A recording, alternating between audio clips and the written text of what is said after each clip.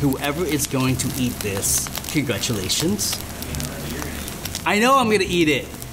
Congratulations. Hi, I'm Frank. I'm a professional chef, and this is a $500 steak dinner.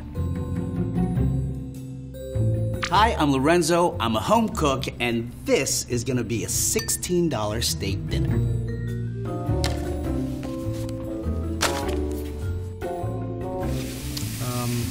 Oh, pardon you.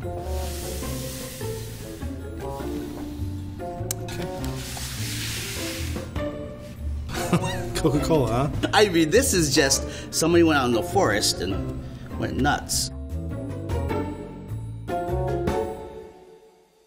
This says it is Frank's, and I have to tell you, first off, poor handwriting, Frank. So for my meal, I was planning on a more high-end restaurant feel to it.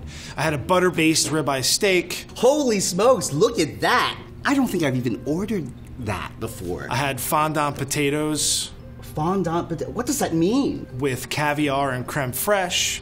Huh? Oh, caviar. Ugh, caviar. Some bordelaise sauce with black truffles. What is this, bordelaise? What? What is what is that? And some broccolini with wild mushrooms. And this is something I wore at prom? What the fudge, you guys? I feel slightly evil. It's like we broke into a 5-star Michelin restaurant and I just grabbed everything I possibly could and said, let's have some fun. With Lorenzo's recipe, I have a little more simpler ingredients and maybe something that's a little more commonplace in your kitchen. Flank steak, Coca-Cola, low-sodium soy sauce, garlic, ginger, broccoli, some chili flake, russet potatoes, scallions, sour cream, and cheddar. So these ingredients might be a little simpler, but I think that I can elevate them and make them a little better. If I had to guess, this would probably cost about $25 to $30. Oh, 16, really? Oh, it's cheaper than I thought. It's a little intimidating because it's really fancy schmancy pachancy. I mean, it's a few $100 that I don't have. The fondant potatoes I plan to make sound really fancy. And I hope Lorenzo doesn't get scared off by that. Why? Why? Salt, pepper, butter. Potato, simple. What's wrong with you? I like how I'm looking at Frank's recipe. It's actually just ingredients. It doesn't tell me step-by-step stuff. I'm like, I think I'm just looking for some help. And it's kind of just that next step up from just roasting potatoes in a pan. I'm a little clueless on a couple of things. Is there a chance that I could maybe ask somebody for a little help? Rosemary! How am I? I'm panicking a little bit, actually. I feel like I'm on an island and I just drew help in the sand. Can you?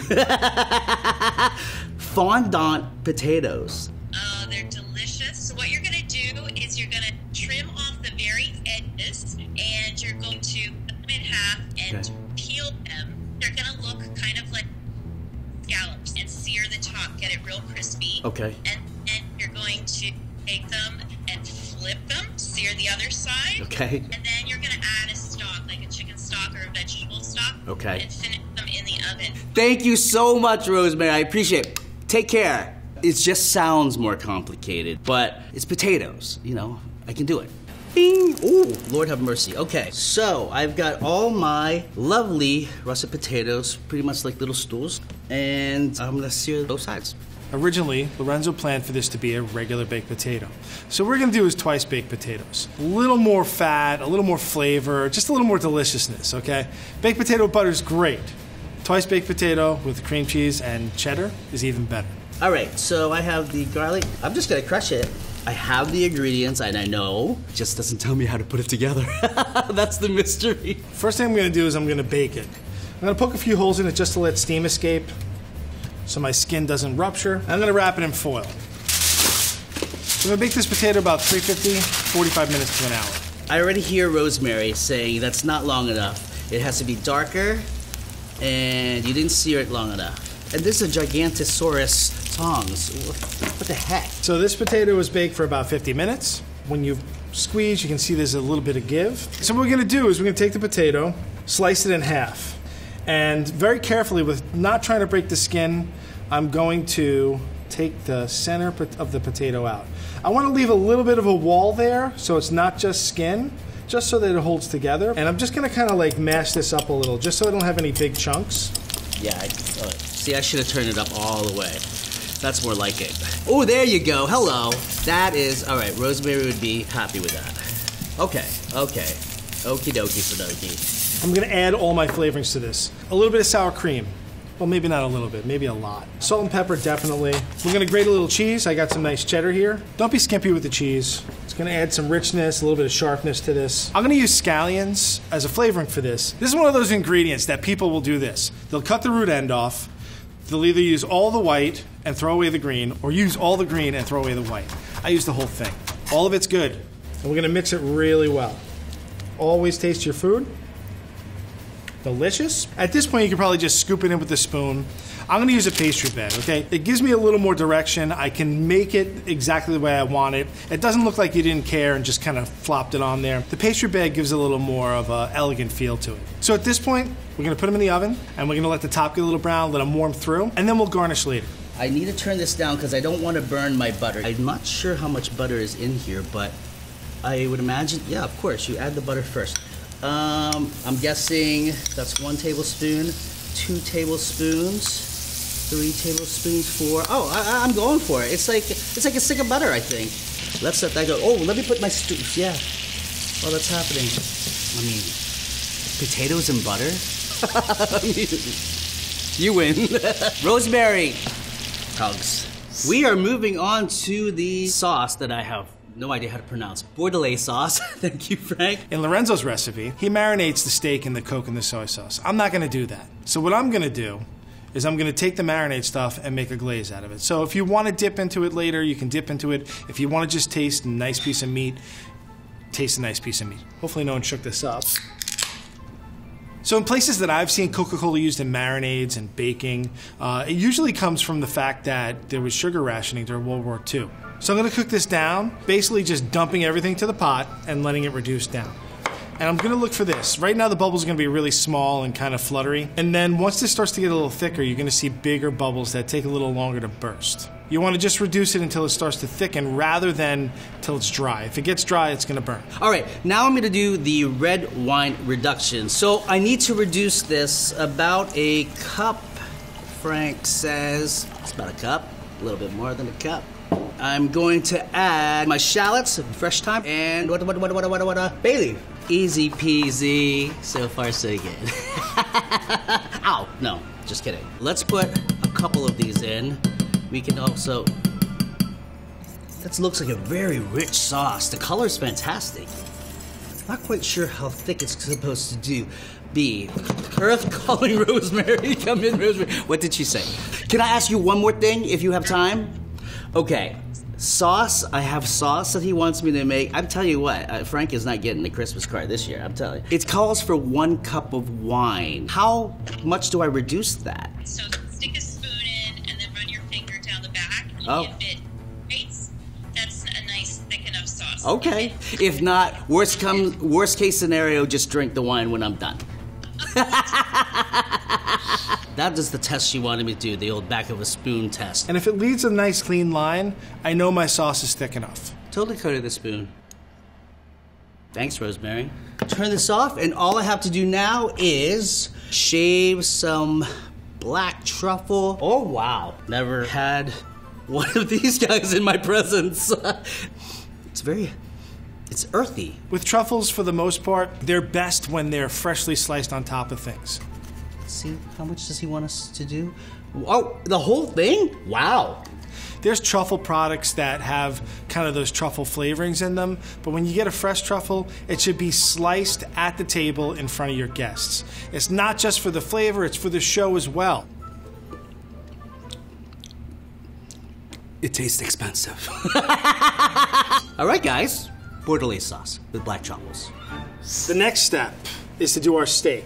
This steak is enormous. I mean, you guys. Now with the ribeye that I planned, the high-end ribeye, I had planned on sauteing it in a cast iron pan. The way I'm going to cook this flank steak is similar to the ribeye. I really just want to get a nice kind of caramelized coating on it. So I'm going to season the steak first. A fair amount of salt and black pepper. With the salt, we go fairly heavy. Liberally. So I need this hot, like super hot, you guys. This is the nicest skillet I've ever seen in my life. I like this. Christmas presents, please. The key to this is that you don't want the oil to splash on you. So I'm just gonna drop it in the pan away from me. Here we go, guys. And I'm gonna let it stay there. I'll leave it alone. Let it go.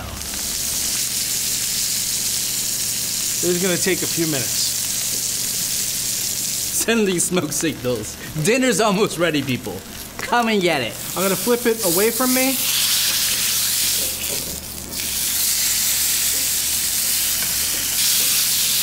Swirl it around so I have a nice amount of fat. If you look at the steak, it has a beautiful crust on it now. It's gonna add a ton of flavor to this steak. It's going to add some texture as well. You're gonna get a little crunchy bits. Let's just throw these in. We smashed it. Oh my God. What I'm gonna do to check temperature is I'm not necessarily gonna use a thermometer. If I push on this piece of meat and it gives me some spring back, that means that it's cooking. If I push on this piece of meat and it leaves a dent, that means it's pretty much raw in the center. So this I know is still pretty rare here, and here it's kind of cooking up. You guys. I think I'm teary-eyed a little bit. It's so beautiful. I'm crying. It's so pretty. Lorenzo's issue is going to be that's a really thick cut of steak. And usually with those, getting the right temperature is a little more of guesswork. So Lorenzo might want to use a thermometer for that. Ooh, medium rare. Perfect. So I'm going to let this steak rest for about 10 minutes. I really want to dig in and eat this right now, but you need to let it rest. If I slice it now, all the juice is going to flow out. Be patient. It'll be worth it. Let's move on to the broccolini. The expensive version, I was going to use broccolini. We have a rich steak, a really rich potato dish, and the broccolini is going to have just a little bit of bitterness to cut that. Broccolini tastes really great by itself, needs a little salt, pepper, maybe a little garlic, but everyday broccoli is delicious if you treat it right. So normally people take the broccoli, cut the head off, and everything else gets thrown in the garbage. What I like to do is I save the stems. So if you're going to serve the stems, you have to peel them, because otherwise it's a little on the tough side. And it sometimes needs a little help. So what I'm gonna do is I'm gonna get some garlic and a little bit of ginger. A lot of times people will boil broccoli, and boiled broccoli, I mean, there's nothing worse than that, right? It smells bad, it tastes bad, it gets too soft. I like to roast broccoli. It adds a little bit more depth of flavor to it. And I'm gonna use some of Lorenzo's ingredients here to make that just a little bit better. A little bit of chili flake, just to let him know it was there. I'm going to use a little bit of soy sauce, I'm going to use a little bit of salt. Both of them have salt in them, but salt kind of gives a pure, plain flavor, where soy sauce kind of gives a richness. I'm going to throw this into an oven about 350 for about 15 minutes. You'll see the broccoli starts to break down. It'll start to get a little bit of caramelization or charring on top, and that's what I want. I want to take it out of the oven when it's just a little bit crispy. I'm actually going to take it out, stopping the cooking process by submerging it into ice water. Next, mushrooms. I just have to start seeing what these are. These are great. Lorenzo should make sure that he gets those mushrooms nice and caramelized. Any mushrooms that kind of go in a pan and they just kind of sit there and boil, not good. The texture's not really great. You want those mushrooms to be just slightly crispy when you put them on the plate. These are very thin, delicate mushrooms, so I think it's okay to add whatever I need to add to finish this off. My broccolini looks good to me. Let's try it.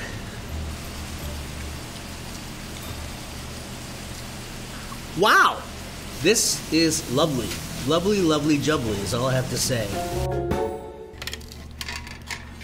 And wow.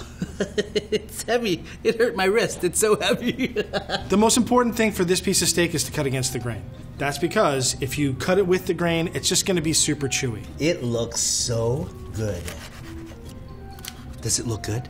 When I'm plating a dish, I'm usually looking for a little textural difference, a little height difference, just to make it interesting. If you just throw everything on a plate flat, it's kind of boring. So I'm gonna kind of just prop things up a little, do a little chef wizardry, and try and make it just look a little bit nicer than what kind of grandma would have put on the plate. Creme fraiche, caviar. Ooh, it's the green caviar. Let's put a little bit of chives on the sides. Oh, broccolini has shaved fresh Parmesan. So we have our beautiful steak propped up on our broccoli stems. I got a little bit of that soy and Coca-Cola glaze, and that's my take on Mr. Lorenzo's dish. There's a little piece left on my board. That's the chef's secret. We eat all the ends. We make staff meal out of it sometimes, but that's my snack, okay? Truffles and that's it. That looks good, man. If I do say so myself. Steak. Hey, Frank, how you doing? it is an honor and a pleasure. Pleasure I'm to telling meet you right Pleasure now, to meet sir. you. Well, look at that. It looks good. Oh, that is my potato. Oh, it's a twice. Yeah. Between. So, you know, we took a little chef's poetic license with Yes, this, you right? We made it made like a nice. little glaze with the coca and the soy sauce. Oh, very good. The Very broccoli good. we roasted with some ginger and soy, and then we did a twice baked potato. So I'm going to give it a taste with this sauce and a little bit of mushroom on there. Okay. I don't even know what kind of mushroom that is. I think it's a chanterelle. Delicious. Your seasoning is wonderful. Oh, thank you. Oh man, great. Really. Sauce is on point. I never had a sauce like this before.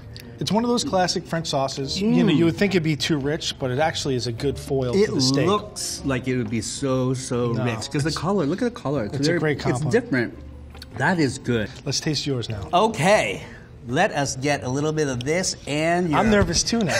My heart's beating. I'm a little worried. What is the reduction? Is this like This is the soy sauce, Coca-Cola, ginger garlic. This tastes like mama. What my mama made. The ginger and soy sauce are so nice together. And we roasted the broccoli with the ginger and garlic and a little bit of chili flake Baked in the oven. baked in the oven, yeah. Oh my god. And it's a different texture because you do it in the oven. Nice. I'm going nice. in. I'm gonna try Yeah. to Frank. Oh my gosh. See I how got we it. did. It's yummy. The sauce is really delicious. It really complements. It almost tastes a little smoky, believe it or not. You know, I was a little nervous about Coca-Cola. I saw Coca-Cola, and now like I'm going to add that to my kind of tool belt. You know, you don't think of Coca-Cola as an ingredient that you use in really good cooking, but that's delicious. Thanks, Frank. Yeah, Thanks, Frank. that was fun. That was really fun and delicious. Eat up, you guys.